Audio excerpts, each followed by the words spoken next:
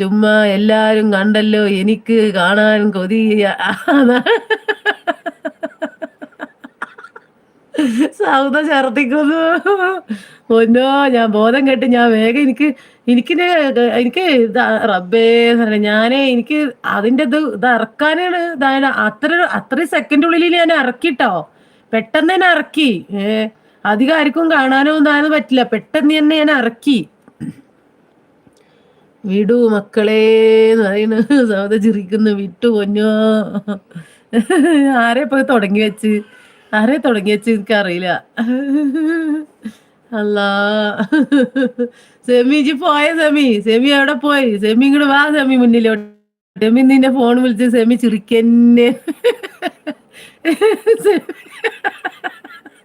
Semi പറഞ്ഞേ semi പറഞ്ഞ ചിരിക്ക ഇവിടെ ഉണ്ട് പറയ. സൗദ ഇനി വരുമ്പോൾ കാണിക്കാ.